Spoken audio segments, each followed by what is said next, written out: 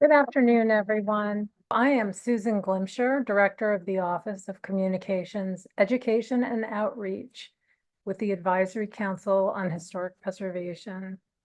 Thank you for joining us today for Disappearing Indigenous Heritage, Climate Change, and Community Displacement. This is the final webinar in our 5-part 2024 webinar series, Preserve the Past, Build for the Future. We are recording this session and it will be available later on our YouTube channel.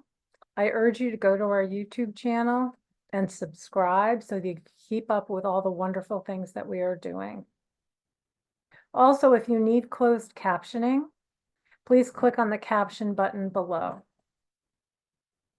Climate change is actively threatening communities around the United States and around the world.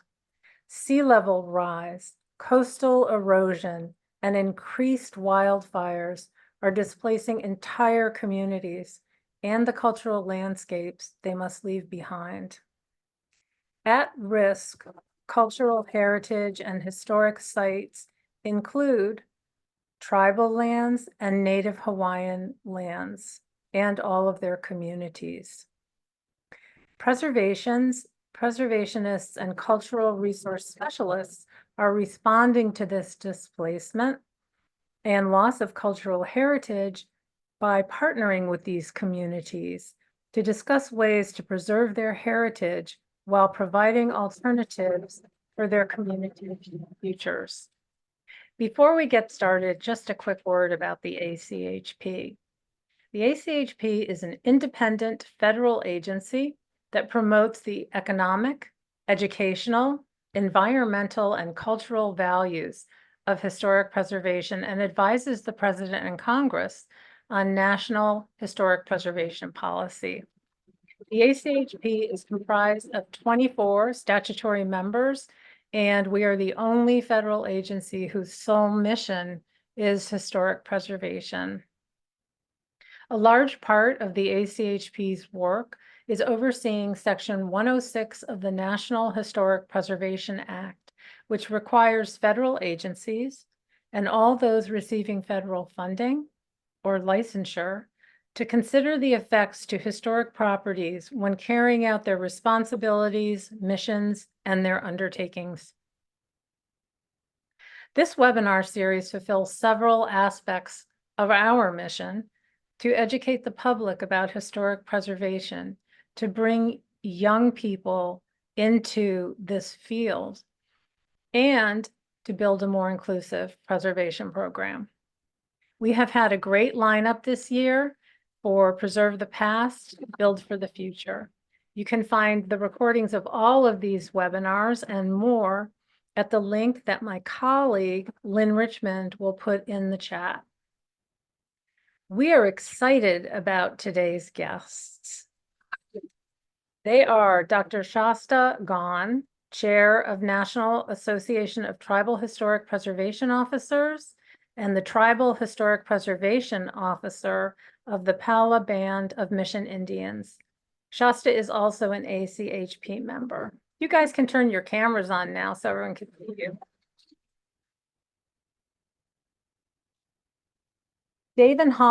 Dr. David Holland, excuse me, Associate Professor and Coastal Community Resilience Specialist, Alaska Sea Grant, University of Alaska, Fairbanks. And Brad Ka'aleleo Wong, Kapapa Hulio, Climate Resilience Program Manager, Department of the Interior, Office of Native Hawaiian Relations. And as Brad and I discussed, I'm sure I massacred his name and I apologize for that. Welcome to all of you. Before we begin, if you have things you'd like to discuss or questions or ideas, please put them in the chat box. We usually have a very interactive and exciting Q&A after the presentations. And once the speakers have given their presentations, Lynn will pose all of your questions and comments to the speakers, or as many as we can get to. Now let's begin with Dr. Gon. Welcome, Shasta. Thank you so much, Susan, and thank you so much for the invitation to speak with you all today. Just give me a moment while I bring up my screen.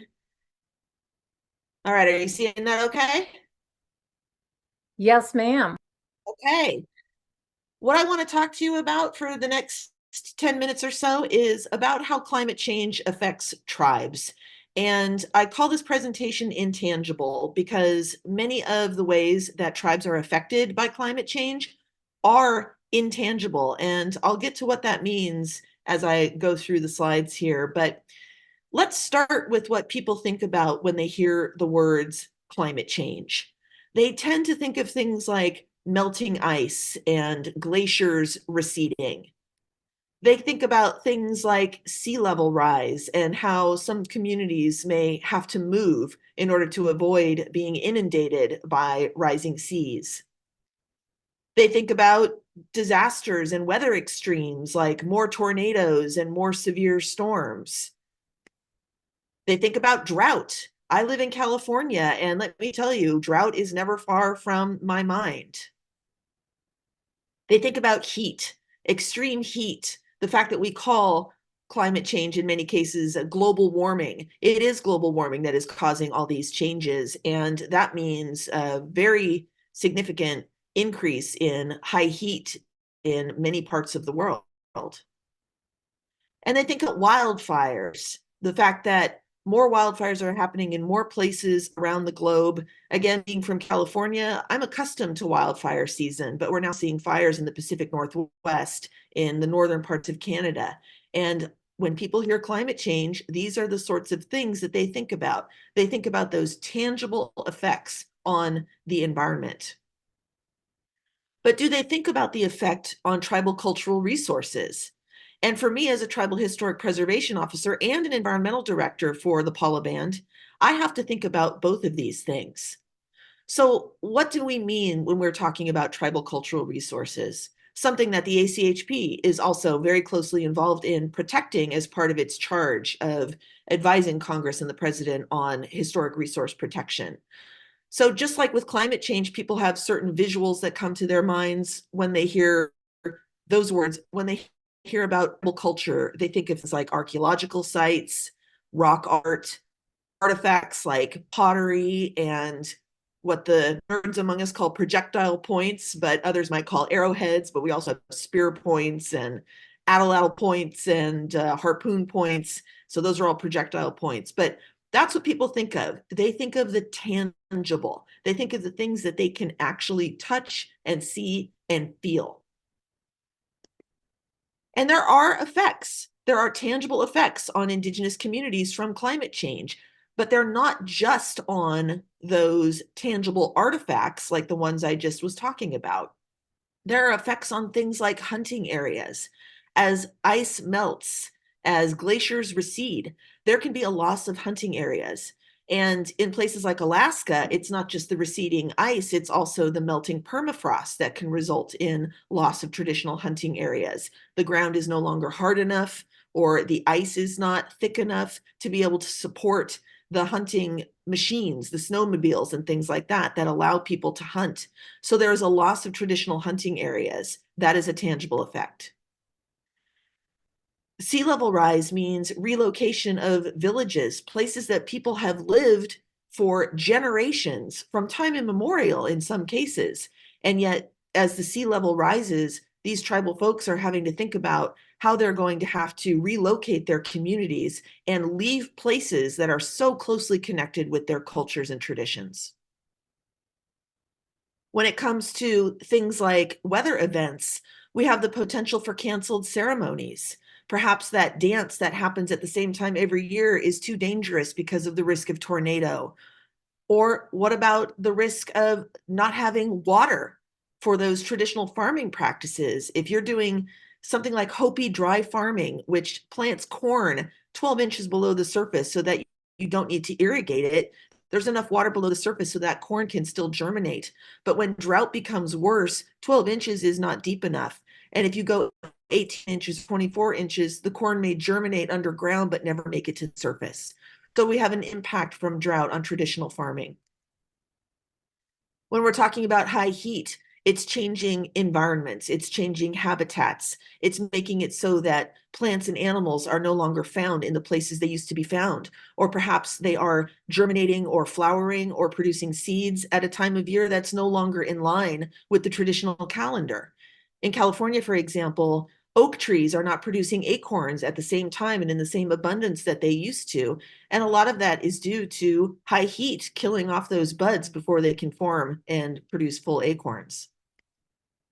And then, of course, with wildfire, we have the destruction not only of people's homes and villages, but of those gathering areas or impacts to sacred sites.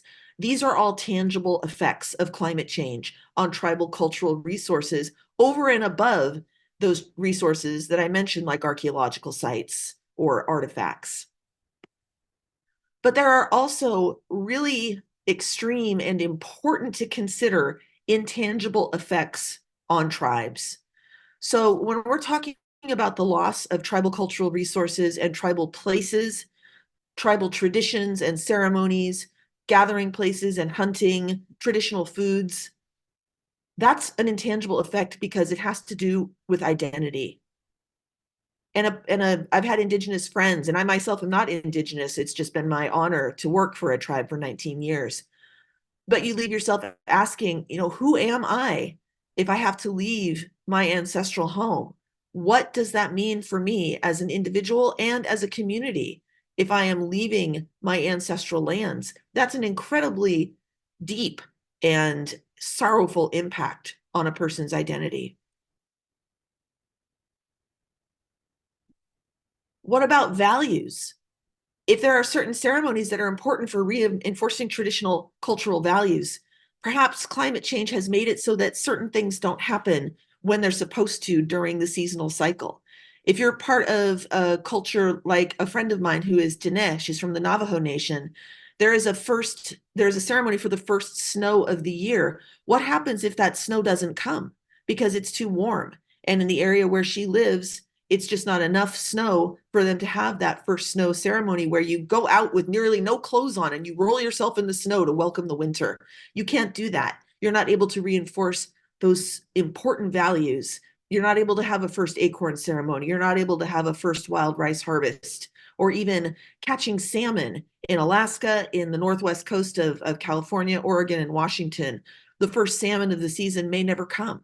What does that mean? What are those intangible effects of climate change on those values? And of course, there's traditions. If you can't hunt and gather, if you can't fish and harvest in the same way, you are losing more than just a place. You are losing more than an archaeological site or an artifact. You are losing a way of life.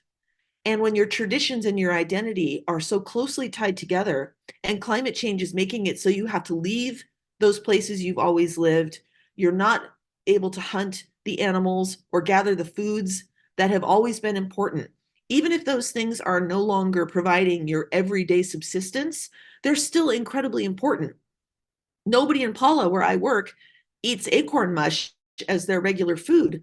But if you don't have acorns for when somebody has a baby shower, when there's a naming, when there's a death in the community, and there's no we wish, there's no acorn mush, that means that a tradition is being lost. And that is an incredibly devastating traditional loss to these communities. And it's directly from climate change. So to sum all of this up, we can say that climate change is a threat not just to land and plants and animals, these tangible things, but the loss of those things is a loss of identities, values, and traditions.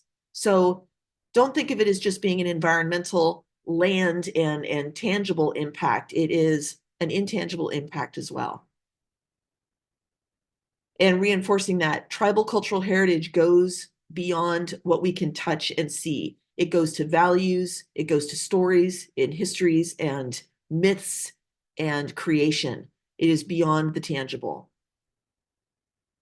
And safeguarding that tribal cultural heritage means we have to acknowledge and look for ways to mitigate the effects of climate change on those intangible cultural heritage values. So what can we do? Well, just a few things. I would recommend working directly with Indigenous communities and follow their lead when it comes to your work on climate change. And actively support Indigenous land stewardship. The tribes have known for millennia how to manage these lands, and they also know how to manage change. So look to them for their wisdom in stewarding the lands through the climate crisis. And finally, do what you can to support returning heritage areas to tribes so they can steward those lands, so that they can protect their own values. Let the tribes, to the degree that they want to and that they are able to, take the lead on fighting climate change. And thank you so much. I'm looking forward to your questions and comments, and happy to turn it over now to our next presenter. Thank you very much. Thank you, Shasta. As always, that was great to listen to.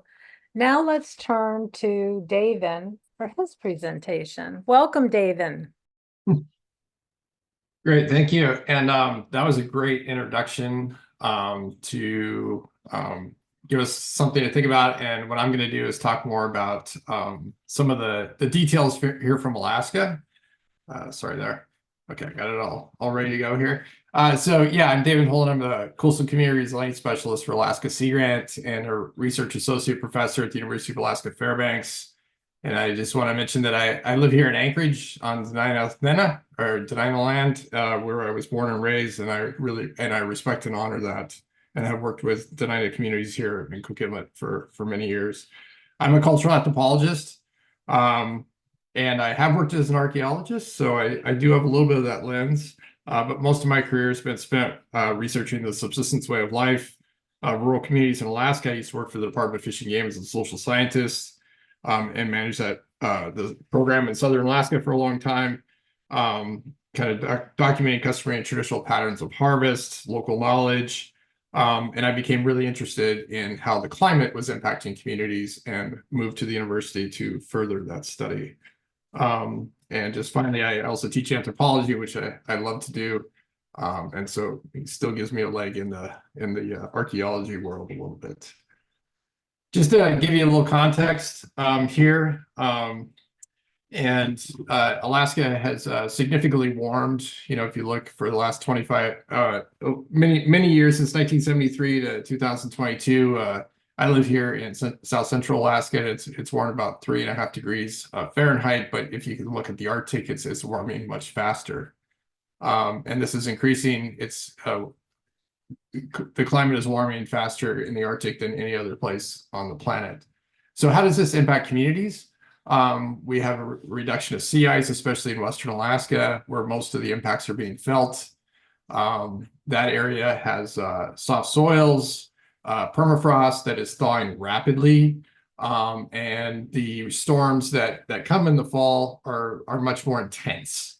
In addition, there's no shore-fast ice oftentimes in the late fall, early winter like there used to be, and so that's causing significant land loss with permafrost degradation and coastal inundation. And so we see significant impacts, especially in places like Western Alaska. The YK Delta, for example, 56 communities in that region, some of the most underserved communities in the United States, and large populations. So, you know, it's definitely impacting the subsistence way of life. We have documented that extensively, and tried to provide materials to community members to try to understand and get their stories into those materials. If you shift to like Southeast Alaska, you know, very similar to the Northwest Coast, but just a little bit more like Alaska with lots of snow. But we also have, you know, Southeast Alaska sits on the precipice of rain and snow for most of the year. They rely really on snow in the high elevations so that it melts slowly during the spring and provides cool water into the streams. And that is really important for salmon to rear in and for salmon to spawn in. They need oxygen-rich cold water. But we're seeing warmer air temperatures, and so we're seeing less snowpack in the higher elevations, which leads to less water in the streams in the spring and summer when salmon are starting to return. So we have all this snowfall variation, warming ocean temperatures also impacting, and ocean acidification is becoming a real focus of some of the work that we do. Especially I'm working on an ocean acidification regional vulnerability assessment, which I'll talk about here in a minute. But we're seeing significant shifts in the marine environment. Alaskans really rely on the marine environment for harvest. Salmon statewide makes up about 60% of the harvest of all wild resources. For example, shellfish and flatfish and other types of fish make up a lot of that other part of that resource as well. That's important for the subsistence way of life. So what have we been doing? I spent my career working with tribes across Alaska. You can't do social science research in a tribal community in Alaska if you're not going to engage fully and collaboratively with those tribes. So when I went to the university, it was the same people I was able to work with, and we've been doing a lot of adaptation planning. One of the leaders in that is the Central Council of Tlingit Indian Tribes of Alaska, one of the oldest tribal organizations in the state, and they've been really proactive. We've taken some of their plans. They've created a template for all the 17 tribes in the region. And we worked directly with some of these tribes like the Chilkat Indian Association in Klukwan, and the Chilkat Indian Association in Haines to kind of go over tribal services, health, housing, water and sanitation, all of those things. How might the climate be impacting those communities? And then we collaboratively worked with both tribes that share the Chilkat Valley as an important resource and looked at how wild resources might be impacted. And I want to mention that we have a website called Adapt Alaska, and the Chilkat Indian Village put this adaptation plan together, and it's really a nice model of a climate adaptation plan in Alaska. Many tribes in Alaska are receiving funding from the BIA to do these climate adaptation plans. Alaska has 40% of the tribes in the United States who are receiving about 40% of the funding, and so a lot of tribes are doing these plans, but we provide resources on our website to help them with that, with those plans. Other areas of the state are taking more of a focus on community health, for example. This is the community of Port Hayden, and they have concerns about their water, where their water is coming from. But they also want to focus on economics. And so, rebuilding their fishing port, they built a seafood processing plant. They want to provide jobs. They want to provide, income in the community because they want their kids to stay there. A lot of the work I do is talking with communities about how do you want this community to look like in 2 generations? How do you want it to look like for your grandkids? Because we all want our children and grandkids to stay and stay close to us, especially if you live in a rural community where you really rely on that lifestyle of living off the land. Other areas I talked about, the YK Delta, for example, we did an adaptation plan there. And there's a lot of real issues in that area, but we focus on tangible things that we could think about. Processing of meat as the seasons shift. If you can't fish for salmon until later in the season and it gets wet, how do you dry that fish in a smokehouse to keep the flies out?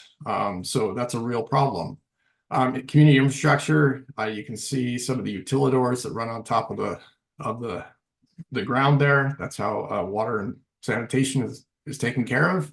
And you've got impacts from erosion, coastal inundation, and just how do you travel safely on the landscape. Thinking about archaeology, this is not something I work on, but I wanted to just bring this up because I've been watching it for a while, is this dig in Quinnahock. This archaeological site is the result of coastal erosion, and they're working very quickly in this community. I would definitely encourage you to take a look at this. There's a great short film called Children of the Dig that they did on this archaeological site, and how it's really reinvigorated an interest in traditional culture in this community. And they put together a great museum, and it's a great collaboration between archaeologists and the community. I work in the community of Chivak, is in Western Alaska as well. And this right here is a picture of the ocean as it came to Chivak. Chivak is 9 miles from the coast as the raven flies. And the coastal during Typhoon Merbok, the storm surge brought the ocean right to the door of Chivak and surrounded the community completely. This is the impact. You can see the water still out there on the coastal plain, boats scattered all over the place. When I was flying into the community, there were boats all over the tundra, miles from the community. They had been pulled off their moorings and scattered across the tundra. for miles. And they were able to retrieve a lot of them during the winter, but the engines were completely destroyed from the saltwater. The saltwater also impacted some hunting areas as well. And it knocked out their wind turbines. So they're back to using diesel. So other parts of Alaska are differently unique. Kodiak is a larger community. We did some work there focusing on things like fisheries future and food security, but we also integrated cultural well-being. I have a project looking at ocean acidification across the state in the Gulf of Alaska. And I just wanted to, we picked out different communities. We worked with the Kodiak Area Native Association in Kodiak, Sitka Tribe and Sitka, and the Hoona Indian Association in Hoona. And I just wanted to, we kind of tried to model what was happening in the environment. How is climate change impacting species? How is that impacting users? And what are some adaptation activities that you could do? And of course, this is the mess that it looks like, but we were able to try to come up with a way in which we can ideally look at this. And so you can see there's buckets here of resources that are really important. Activities, subsistence is a way of life. It's not a resource. It's the actual practice of that, and how that's important for culture. And there's things that community members are actually doing, adaptation strategies like culture camps and things like that are trying to influence and bring traditional practices back. So as potentially salmon, for example, starts to decline in abundance, there are other species that you could rely on, and teaching kids again how to hunt those species. We also did this in Kodiak as well. And so why is this important? Because I showed you earlier how the temperature has changed since the 1970s, but this is what's to be expected by the end of the century. We can expect that it's going to be significantly warm. And there will be some benefits. We'll see the forest environment expand across Alaska, longer growing season, for example, but we're also going to see declines in traditional resources that people rely on. So, we have worked really hard to kind of come up with a coastal resilience process that we work with community members on. And, oftentimes that just starts with a conversation, and we're hoping to move them into mitigation and adaptation strategies through our website, Adapt Alaska. And you can go there and see that, but I'm out of time. So I just wanted to, if you have some interest, take a look. It's adaptalaska.org. And thanks for listening. Thanks, Steven. That was really interesting to me, and I have to confess that I didn't know really much of that at all. So thank you for informing me. So now we're going to turn to Brad, and we'll hear from him. And again, please feel free to put questions or comments or thoughts in the chat, and we'll get around to those as soon as Brad finishes his presentation. Brad, welcome. Hey, aloha kakahiaka, everybody. Good morning, or good evening, good afternoon, wherever you are in the world.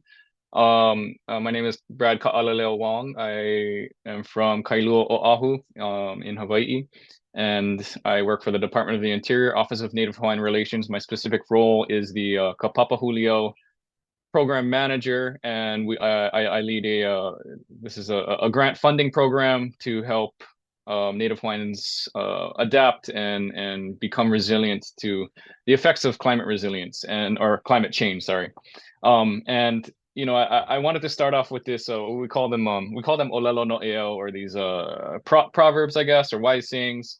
And this one is kind of overused here in Hawaii, but I think it really encompasses what I think a mindset that Native Hawaiians or just people in general here in island communities have for managing resources and for understanding impacts. And that's so this is a heva'a hemoku heva'a, which is our canoe is an island and our island is a canoe. And for Native Hawaiians coming from a seafaring culture, being very intuitive about understanding how to sail, how to navigate, how to travel the world by using kind of the environmental cues from nature, right? And to find all of these tiny islands, these tiny spots across the Pacific, it takes a lot of it takes a lot of ingenuity. It takes a lot of understanding of what your resources are, and Hiva Himoku really shows this mindset that we have finite resources here on our island, right? And there's nothing there. We have to be able to understand what those impacts are, because if there are impacts, they're exacerbated tenfold because you are kind of stuck on this little canoe or this little island that you can't really escape to. Obviously, you can sail to another place, but at the same time, how do you better protect what you have here so that you can actually make it a sustainable location? So that's kind of the mindset. The past two discussions kind of really reiterated a lot of the climate impacts that we have around the world, really. Specifically for here in Hawaii, one of the main ones that wasn't described was increased intensity and frequency of storms, and for us here in Hawaii, this is a real thing as far as hurricanes happening more often and coming through. And over the last, well, luckily we haven't been hit by anything major, but at the same time, it's probably inevitable in the next 5 to 10 years. That's something that something like that will happen. But sea level rise, Davin described that a lot. Rainfall changes as far as drought, or even intense frequency of storms as far as it raining a lot. The last week was like one of those times where it just rained constantly for a whole week straight, which where I live, it rains, but not that hard for that long. And you saw a lot of the coastal flooding impacts. You saw a lot of the runoff impacts. And what scares me is that, yeah, it rained a lot now, but is it going to rain at all this summer? Is kind of the other question, right? Sea surface temperature rising, these kinds of things really affect some of the things you see. And there's a lot of stories of how sea level rise impacts even islands in our chain. That top right photo is from it's called Lalo. It's in French Frigate Shoals. But yeah, one of these islands are disappearing, really, and that's happening across the Pacific as far as islands really fully disappearing. And so, like the previous two presenters described, like how do you deal with that as a people to understand that your home is gone, right? So for us here in Hawaii, some of the actual impacts or the things that we see: coastal flooding, shoreline erosion, coral bleaching is a main thing for us. Seeing that and how that impacts local fisheries resources, groundwater flooding. I mean, you can see some of the more modern day impacts of houses kind of falling into the ocean because of coastal erosion. One of the more I think emotionally strong ones that's happening is our iwi kupuna, or these ancestral bones, which Native Hawaiians used to bury their ancestors in kind of sandy areas around Hawaii, specifically a lot of times here on Oahu. And so there are these areas where there's a lot of iwi kupuna getting washed out into the sea. So how do you deal with that? How do you deal with reinternment of these iwi and protect some of these locations, and even modern day graveyards as well? Same kind of similar discussion about impacts.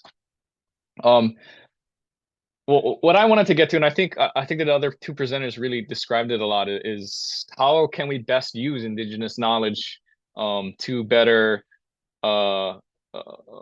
adapt or show that there are these methods that can be of widespread use, especially in the areas where these people are from. I think a lot of times when you see a lot of climate adaptation strategies, they are from people that it comes from a more national framework of what climate adaptation is. It comes from a more contemporary understanding of science and things like that. But like we described about Indigenous cultures, people have been living here for millennia and for time immemorial, right? And they understand environmental change better than anybody ever would. For here in Hawaii, for us, a couple of Indigenous methodologies that are impactful and that have spanned kind of centuries have been these things like traditional agriculture, these kalo or wetland kalo cultivation, which helps to maximize agriculture use, taking water from a stream, but also returning it back to a stream, understanding how the environment really acts and how do you best work with what the environmental usage is, while also helping to act as sediment basins to trap water if it does flood, helping to increase groundwater recharge. Local itself, so the top photo of here is of He'ia fish pond here on Oahu, and again acting as sediment basins, right? When it rains and floods, you've got these adaptation strategies that have been in place for millennia, which also serve a double function of providing food for people, right? Local are these enclosures near estuarian areas, usually a lot of times adjacent to streams, where it helps to maximize or it helps to enhance the estuarine function of fish gathering near stream mouths, and to keep an enclosure around them so fish can grow, and to have a constant yield of them. But also, again, like I said, to have this double emphasis of trapping sediment, of helping to keep sediment off of nearshore resources, all at one time. Even when we talk about historic resources such as Heiau, are a lot of times what archaeology really moves towards here in Hawaii. And Heiau are places where our people would, I guess, view what their understanding of the world is. How do they kilo, or how do they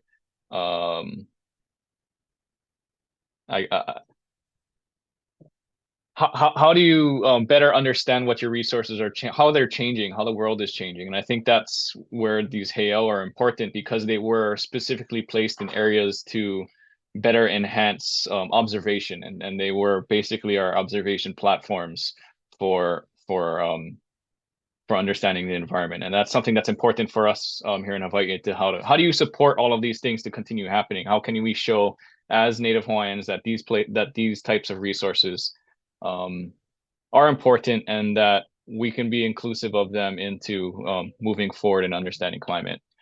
So what we're doing for our program at Office of Native Hawaiian Relations, we have funding from the Inflation Reduction Act to enhance the ability of the Native Hawaiian community to navigate the effects of climate change in ways that help the integrity and identity of the Native Hawaiian people, while also maintaining and enhancing their capacity for adaptation, for coping, adaptation, and transformation.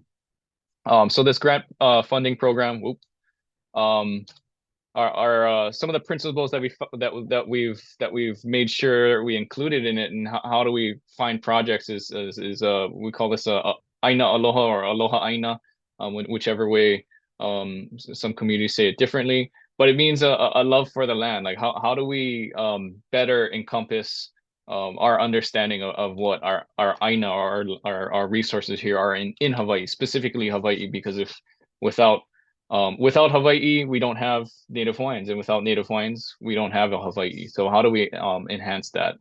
Climate threats and impacts. There are multi-sector and multi-generational approaches to understanding how do we achieve this. The way that we see it, science, indigenous knowledge, these are all tools, right? And how do we use the best tool to help our situation wherever we live, right? And sometimes it calls for a screwdriver, other times you need a drill, right? So how do you have the best tool? So by that, how do we best be inclusive of indigenous knowledge? We call it Ike Hawaii here. How do we best include all of the aspects that we've done here in Hawaii before, all of these traditional stories, all these traditional methodologies, be inclusive of that, but within a modern day context. And then a kuleana, as far as a responsibility, a right and a responsibility to advance resilience by being inclusive of shared learning, right?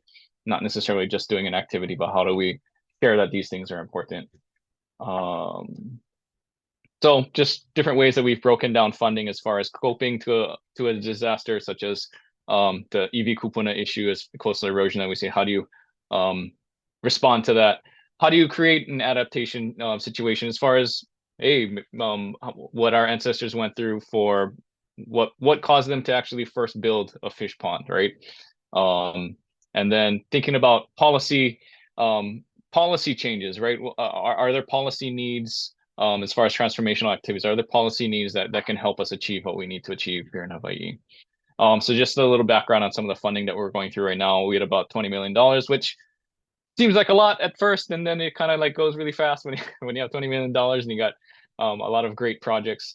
So we're going through a review for all these grant projects right now, and we'll probably be making an announcement in the next couple months for the full $20 million. We're looking to fund anywhere between 15 to 20 organizations to do exactly what we described as far as trying to enhance Indigenous perspectives within Hawaii, and to better set up not only Native Hawaiians but all of Hawaii to be better receptive to climate change.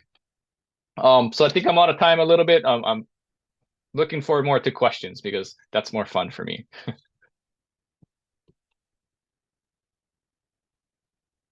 Thank you so much, Brad. I have to say, although this is a sobering conversation, it's really interesting to hear from all three of you. So thank you. So now I would like to ask our panelists to come on screen after their fabulous presentations and answer any questions that our participants may have. If you don't mind, one thing is that people are often interested in reaching out to you with questions. So if you're comfortable, please feel free to put your contact email in the chat so people can contact you. Again, if you have questions, please enter them into the chat and Lynn will read your questions. Thank you again, you guys. That was really marvelous.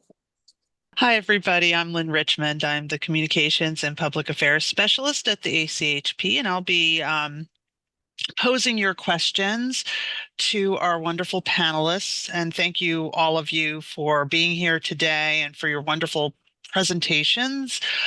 We have gotten a couple of questions, and I know that Susan has a couple as well, but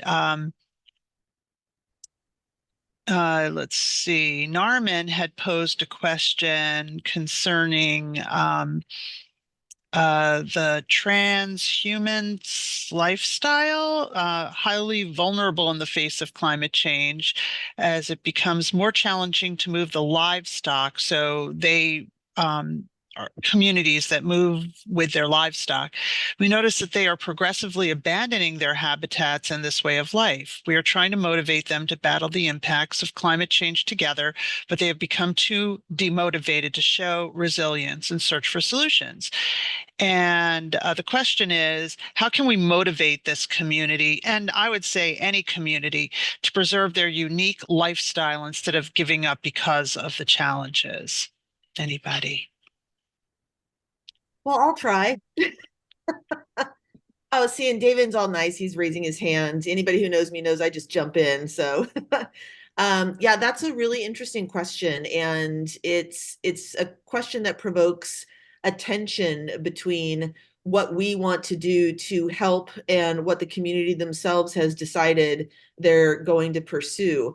So there's a part of me that says, if the decision has been made by community members that they want to move on to a different way of life, then we have to respect their choice to adapt in the way that they have chosen to adapt. But on the other hand, if there are barriers, structural obstacles in place that they have tried to overcome, and there's just been no help with that, no success with that, if there are other options that perhaps the community either hasn't considered or has felt like is out of their reach, but there's a way for us as practitioners, as people with access to the corridors of power to the degree that we're able to do that, then maybe there are other solutions that we can suggest to those communities.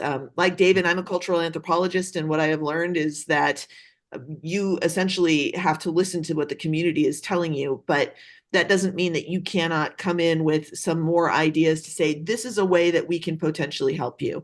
And then if the choice is, we've made that decision. We're not going to do this anymore. You know, maybe there's other things besides climate change that are also reducing, say, the number of young people who are undertaking the pastoral or transhuman lifestyle.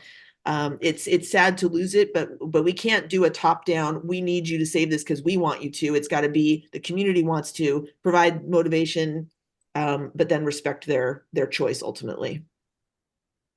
Okay. David? Yeah, and I'll just add to that.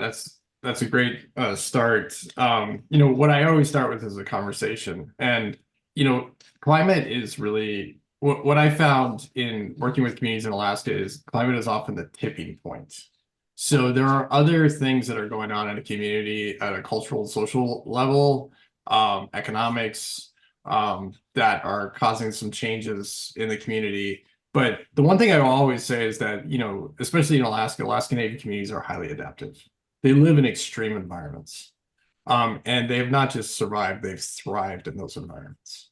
And so, you know, that just, you know, I usually start with a conversation with communities. I do a lot of workshops. And so it often involves working directly with the tribe and working with somebody in the community to bring in, you know, a broad spectrum of people from the community to talk. Also, we do a lot of workshops where we bring multiple communities together to try to learn from one another. And I'll just say, you know, we did a workshop on called People on the Movement and Changing Climate last year, and I got stuck with the catch-all workshop, which was Alaska, the Northwest Coast, the Pacific Islands, and international. So I brought in a group from Sustainable Molokai, and then we had people from Hooper Bay, and that are on the western coast that were highly impacted by Typhoon Marbach, you know, completely coastal inundation, lots of destruction. We had people from all over Alaska coming together with Native Hawaiians and talking about some of their issues. And so much came out of that. You know, just trying to get people together, and it really kind of increases the motivation. And so, you know, some communities will adapt as they move forwards, and they're going to find new and novel ways. We have a new project that's looking at mariculture, for example. How do you add that? You know, seaweed harvesting has always been a traditional practice in coastal Alaska, but how do you scale that up, for example, to take a resource that's always been traditional and scale it up in some way? So there are lots of ways to adapt. And at the end of the day, I always try to create positive, proactive conversations. Excellent. Anything else on this topic, or are we ready for our next question?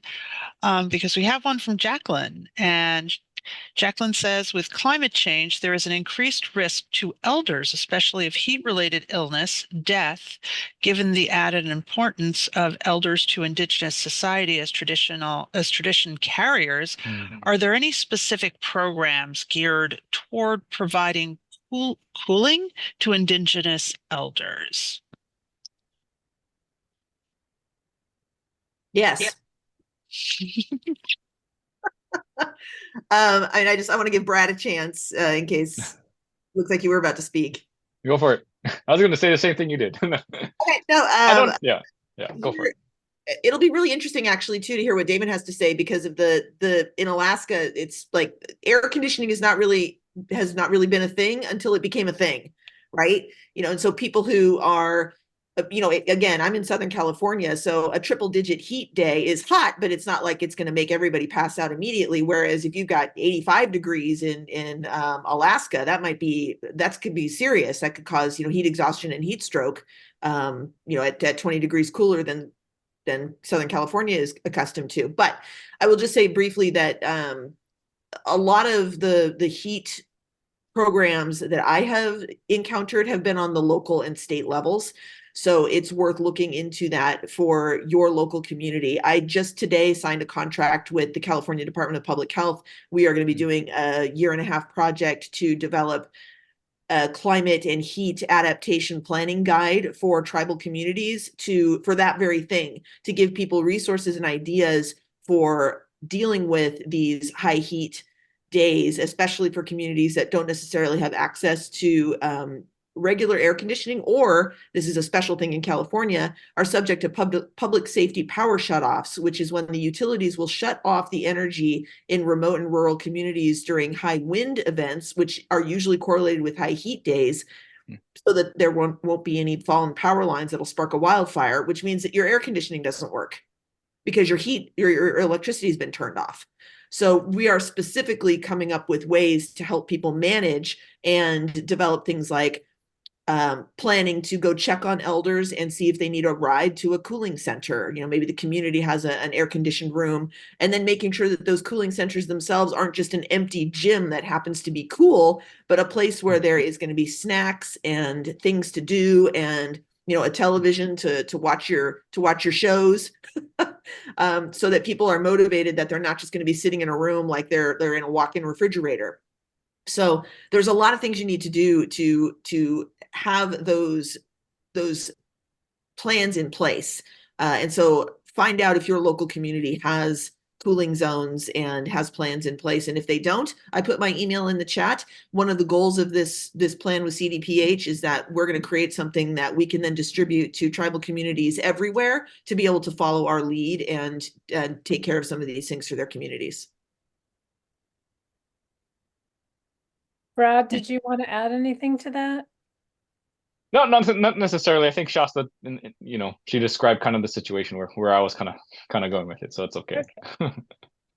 Excellent. And I just wanted to mention, Arlene put a note in the chat. As opportunities for funding of projects become available, can the speakers please share that with this group for broader dissemination? So just pass that. You can pass that along to me, and I can always send it out to the list of the people who are on the webinar today.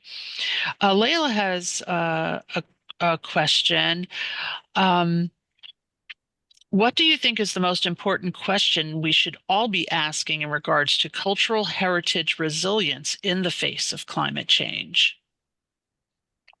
That's a great question. Maybe it's that one.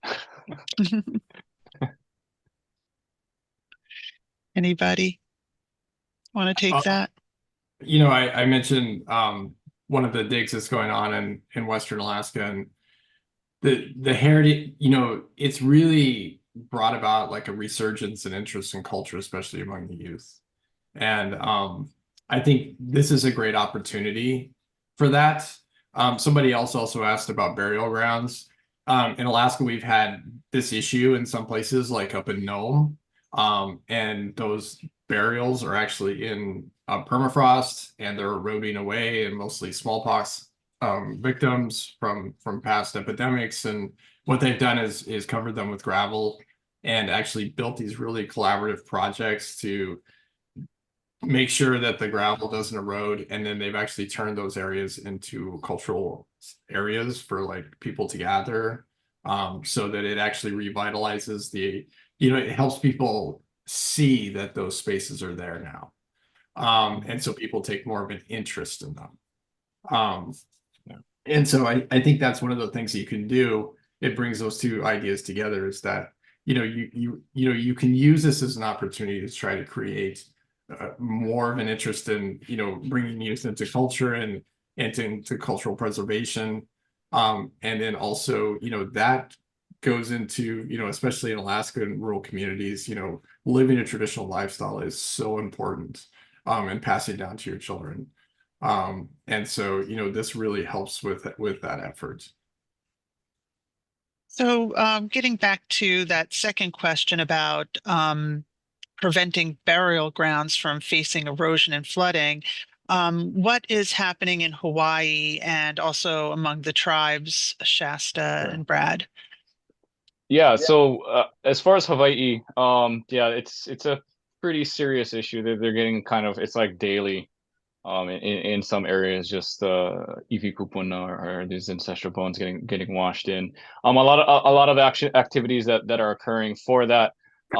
The main one being reinterment into putting it in a place in a buried area, because sand is naturally, obviously, very easily eroded away, and things like rock walls or coastal barriers and things like that help exacerbate coastal erosion in many areas. And so you've got folks that and the state has done a lot better job of trying to curb that as far as not allowing that to be built anymore because that was a practice in the 70s, 80s.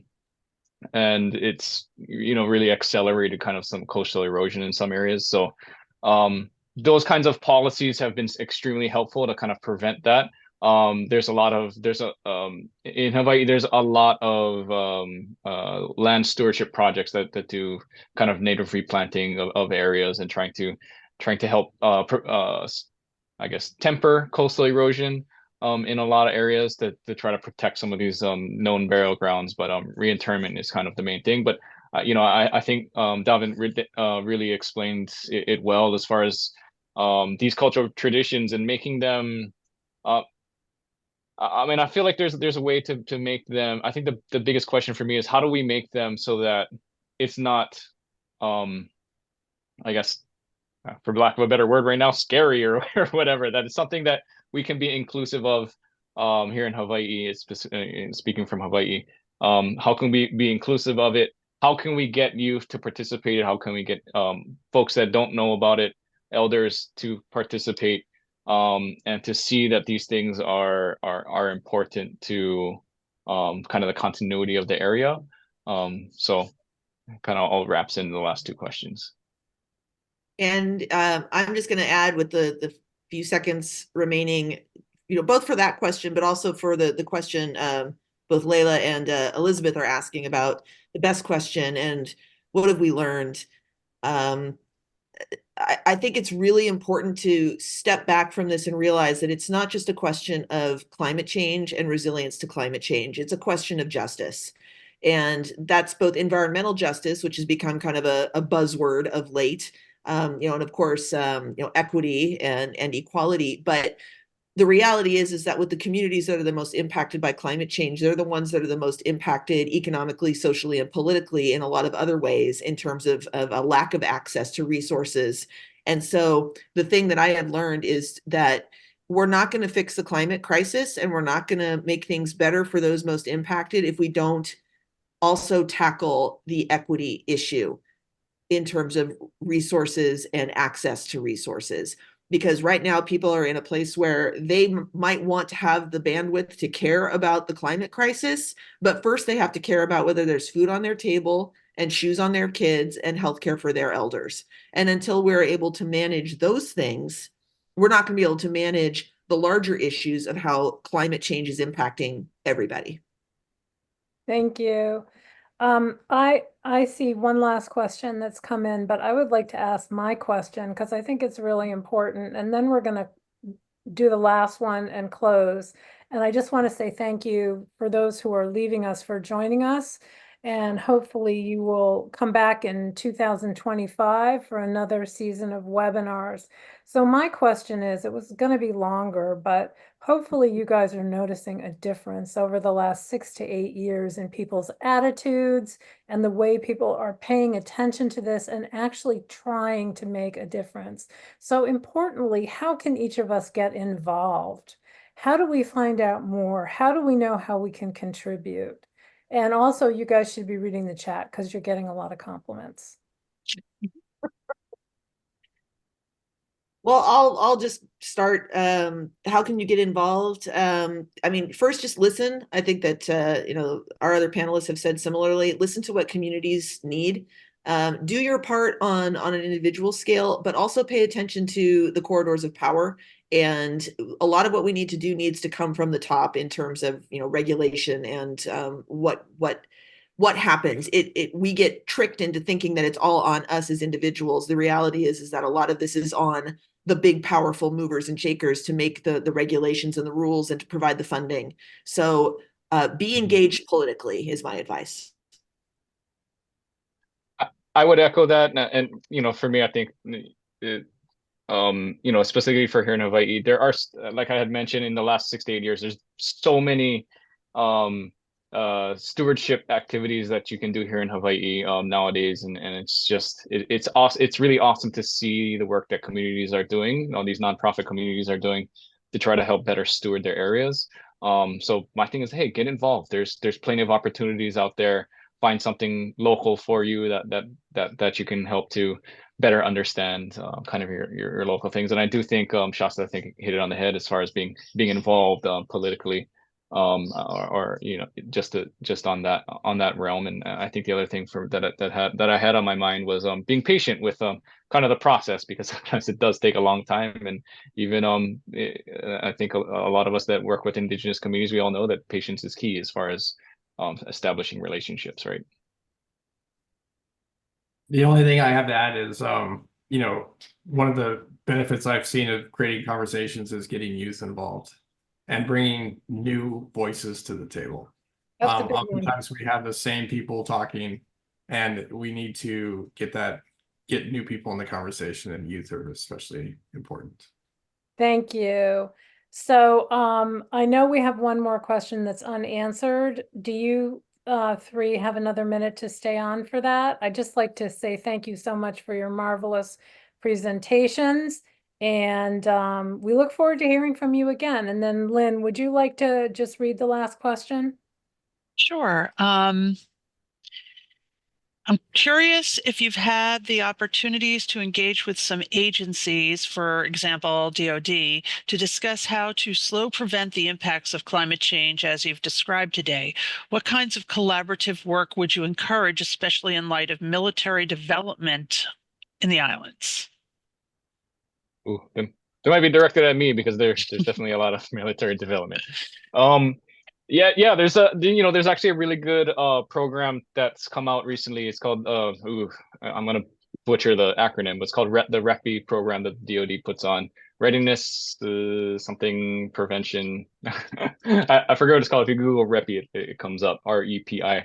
But that's been a great program as far as what the DoD has done to partner with kind of like these local nonprofit agencies in areas near defense installations. And there's a number of them here in Hawaii. And I think there was a recent designation, I want to say last week, about being about most of Hawaii being in a quote unquote sentinel landscape, that kind of increases the importance of doing those things. So I think there's a lot of work that's currently being done to that. Obviously these are very high level kind of policy changes, but yeah, me specifically, I'm in pretty good communication with the REPI representative here in Hawaii, and to work through trying to help support some of these more indigenous perspectives and cultural agriculture, these indigenous agricultural areas that do help to better steward resources. That's just one example. Obviously, I think there's a whole ton of them. I think we could probably talk for a long time about military impacts in Hawaii. So unfortunately, we are 4 minutes over, so I'm going to have to close. Thank you so much to our attendees, even more so to our presenters, because you gave us a lot to think about. Please fill out the survey on your way off this call. It really helps us to know what you would like to see webinars on. And we look forward to seeing all of you again in 2025. Thank you. Thank you.